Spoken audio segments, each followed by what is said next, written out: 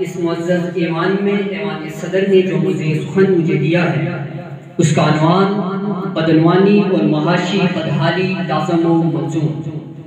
جلانا ہے مجھے ہر شمع دل کو سوزے پنہا سے، تیری تاریک راتوں کو چراغاں کر کے چھوڑوں گا، دکھا دوں گا جہاں کو جو میری آنکھوں نے دیکھا ہے، تجھے بھی صورت آئینہ حیران کر کے چھوڑوں گا۔ صدر ضیاء وقار، میرا معاشرہ انسانیت کا قبرستان ہے۔ آدمیوں سے بڑے اس دیس میں انسان نایاب رہ چکے ہیں۔ میرے شہر کی عمارتیں بلند اور کردار چھوٹے ہوتے جا رہے ہیں۔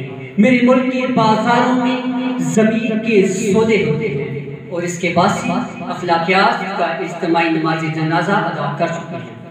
علی وقار ایک ایسی لعنت، ایک ایسی سماجی برائی جو معاشرے کو کھوکھلا کر دیتی ہے، اس کا نام بدعنوانی، غیر قانونی، غیر اخلاقی حرکات و اختیارات کے ناجائز استعمال کا نام بدعنوانی، دوسروں کا کھانے اور ناجائز عہدے حاصل کر کے معاشرے کے توازن کو بگاڑنے کا نام بدعنوانی۔ بدعنوانی صرف دولت کی چوری تک محدود نہیں، بلکہ معاشرے میں ناانصافی، بے ایمانی، بے دردی، عوام کا اعتماد توڑنا، نظام زندگی اور نظام انصاف کو مفلوج کر دینے کا نام بھی بدعنوانی ہے۔ بدعنوانی بدحالی کا سبب ہے۔ جی ہاں صدر ضیاء وقار، بدعنوانی اور معاشی بدحالی لازم و ملزوم ہے۔ جس معاشرے میں بدعنوانی کا بیج بویا جاتا ہے وہاں بدحالی کا درخت پھلتا پھولتا ہے۔ اور یہ کہ بدعنوانی بدحالی کو جنم دیتی ہے اور نظام زندگی اور نظام انصاف کو مفلوج کر کے رکھ دیتی ہے۔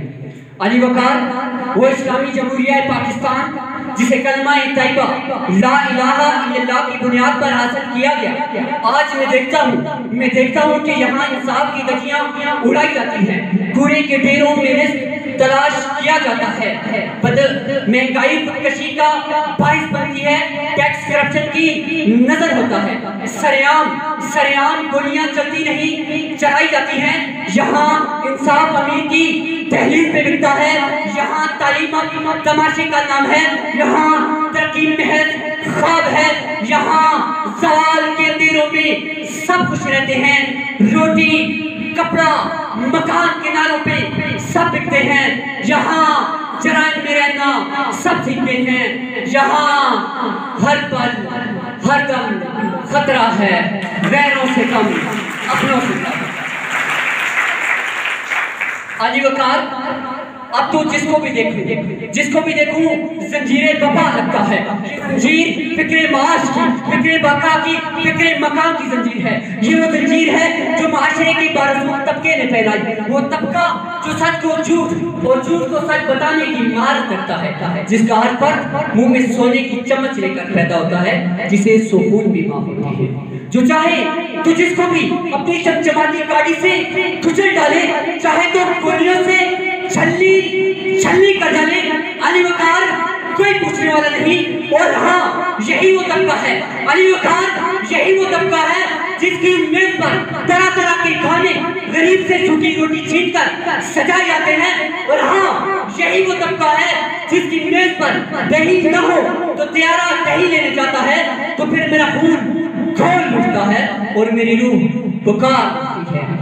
خوددار میرے شہر کا فاقوں سے مر گیا، خوددار میرے شہر کا فاقوں سے مر گیا، راشن جو آ رہا تھا وہ افسر کے گھر گیا، چڑھتی رہی مزار پہ چادریں تو بے شمار، باہر جو ایک فقیر تھا سردی سے مر گیا۔